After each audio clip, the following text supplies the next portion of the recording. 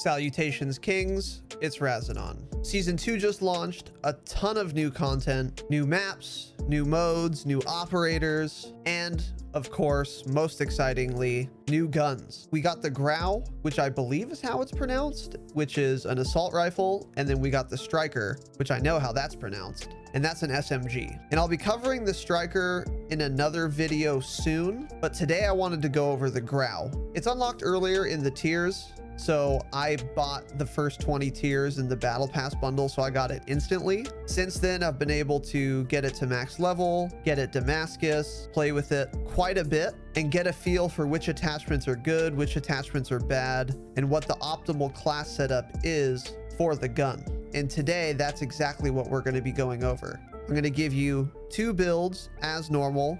One is going to be more for a medium range setup, and then one is going to be for bigger maps, so like a longer range setup. And then after we go through these 2 setups, I'm going to give you an impression of how I feel about the gun and how it compares to all the other assault rifles in the game. Suffice to say, it is a good weapon, but we're going to get more in detail in a minute. Also, I stream on Twitch every Tuesday, Thursday, Saturday at 7 p.m. Pacific time. You can find that at twitch.tv/Razanon. It's the same name as this channel. Go drop me that offline follow. I would love you for it. Additionally, I've been doing a Call of Duty podcast with my friend Tanner. We've got 5 episodes now. They've been a lot of fun. My viewers have been loving it. And I've also been posting it to my YouTube channel here, as well as uploading it to all of your favorite podcast feeds, iTunes, Stitcher, Google Play, etc. Go subscribe to that wherever you listen to podcasts. And if you enjoy it, please rate it in the iTunes store. That would help me a ton.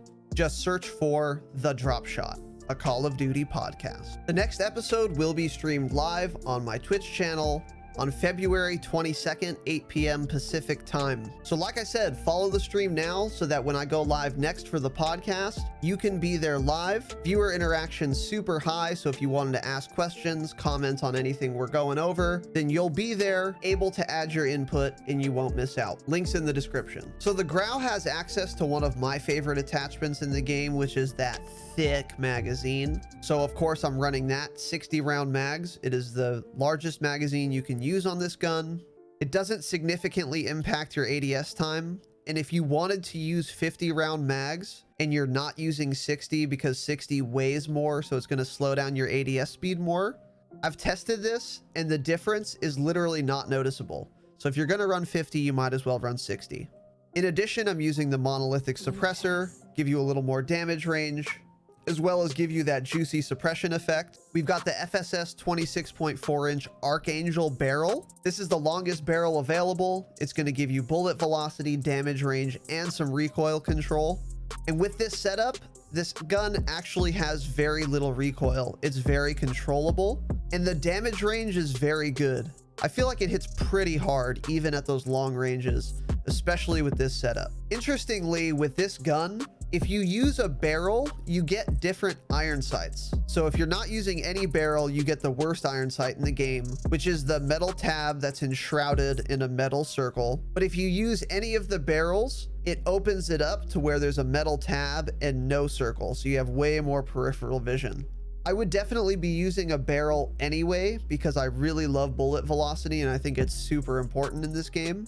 But it's another nice added benefit of using a barrel with this gun in particular. It gives you way better iron sights. In addition, we're running the no stock attachment. Gives you faster movement speed, faster ADS speed. You take a hit on your recoil control, but that's counteracted by the barrel. And I don't have any problem controlling the recoil with this particular setup. And then lastly, the rear grip is the XRK Void 2. This is essentially a fancy name for a stippled grip tape. It does the same thing. Faster ADS speed, faster sprint to fire speed. So this is my preferred setup when I'm on a map that is roughly medium range. I can kill people up close with this weapon, and I can kill people that are relatively far away with this as well.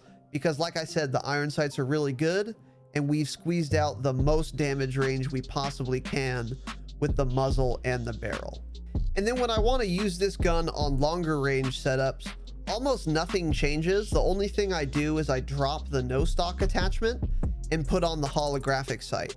This is going to slow down your ADS speed and your movement speed, But on bigger maps, that's not going to matter quite as much. You're typically not going to need to be able to bring your gun up as fast as possible to shoot someone who surprises you around a corner. So the ADS speed and the movement speed become less important, and recoil control becomes more important. The no stock attachment makes your recoil control worse. So when we remove that, we actually get a more accurate gun. And in its place, we're using a holographic sight. A holographic sight is perfect for these bigger maps because it's going to allow me to see someone who is as far away as I'll be able to kill someone with this gun anyway. But it doesn't zoom so far in that it will be difficult for me to ADS onto someone who's very close to me.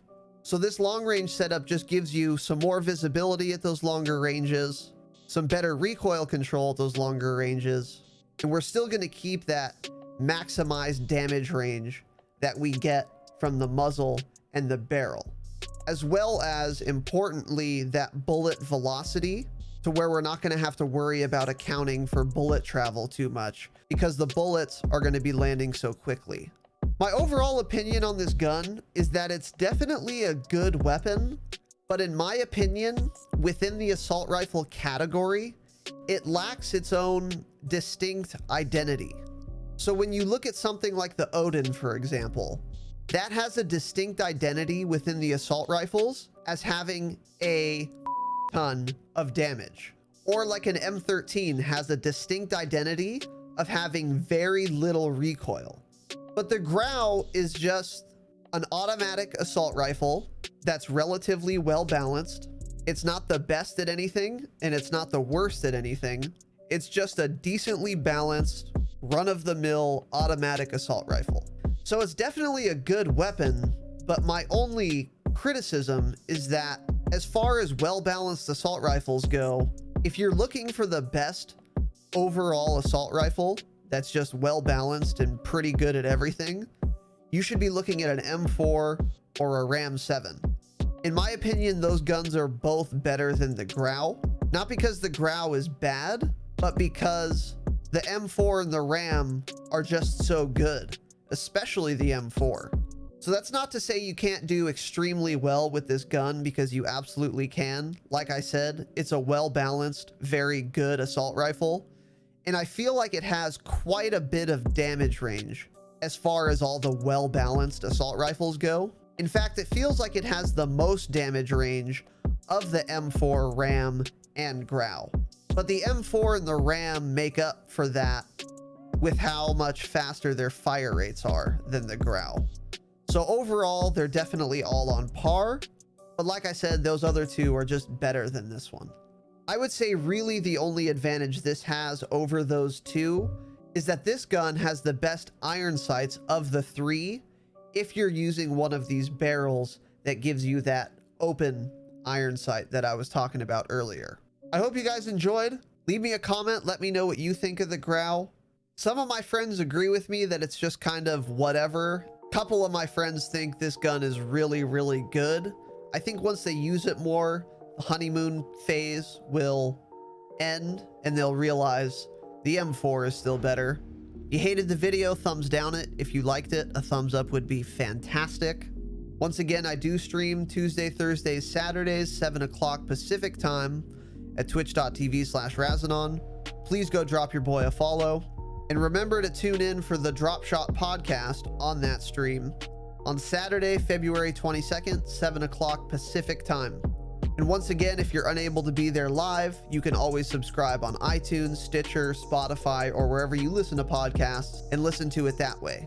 Or, of course, come back to the channel, find the Drop Shot playlist where all of the episodes with video are posted for your convenience. Thank you so much for watching, Young Kings. Have an excellent day, and as always, remember, stay humble.